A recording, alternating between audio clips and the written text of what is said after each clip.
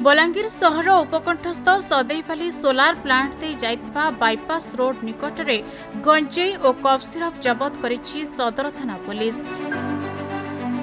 ଏହି ଘଟଣାରେ ଜଣେ ବ୍ୟକ୍ତିଙ୍କୁ ଗିରଫ କରାଯାଇଥିବା ବେଳେ 20 କେଜି ଗଞ୍ଜେଇ 80 ବୋତଲ କଫ୍ ସିରପ ନିଶା ଟ୍ୟାବଲେଟ୍ କାର ଓ ଗୋଟିଏ ଟ୍ରକକୁ ଜବତ କରିଛି ପୁଲିସ। ଗିରଫ ଅଭିଯୁକ୍ତ ଜଣକ ହେଲେ ମାଲଗୋଦାମପଡ଼ାର ସଞ୍ଜୀବ ନାଗ। सूचना अनुसार गतकाली सदैपाली बाईपास रास्तार गंजेई और कफ सिरप चालाण होता सदर पुलिस खबर पाई। संगे संगे एक टीम घटनास्थल में पहुंची गाड़ी को काबू करथिला। यापर अभियुक्त को गिरफ्त कर कोर्ट चालाण करा जायथिबा सदर एसडीपीओ सूचना दैछन्ते।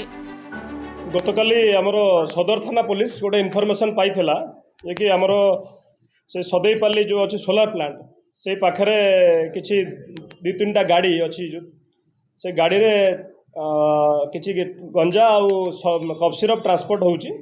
से इनफॉरमेशन पाइला परे सदर आईआईसी से जगह रे रेड करथिले एवं से जगह रु आमे 2टा गाड़ी से जगह पाइथिलु। आ गोटे गाड़ी पळैथिला, गोटे ब्रिजा गाड़ी 4 व्हीलर आ गोटे आइचर गाड़ी सीजी नंबर अच्छी। से 2टा गाड़ी से जबत करथिलु एवं से गोटे पुलिस गाड़ी देखिक आ गोटे गाड़ी एक्सेंट हुंडा एक्सेंट गाड़ी जोटा कि से जगह रु पळैथिला सेटा को हम पत्थर चेपारे धरलु, किंतु तादर किछि जिनस से नहीं पळैथिले, लोक भी पळैथिले।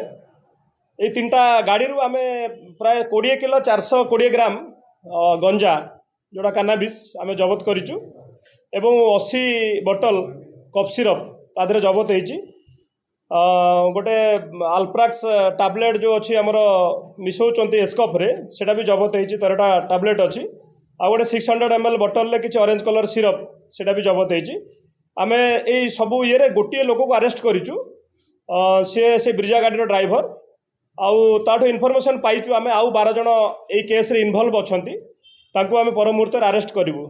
एमाने समस्त हेले पेशादार अपराधी एवं बलांगीर रो से माने आगुर मध्य ए सबू किछि केस रे संपृक्त अछंती। आपर टीम भी लागि छथि, तांको आमे गिरफ्त करिवु। बलांगीर गुप्तेश्वर पृष्टि रिपोर्ट खबर ओडिशा।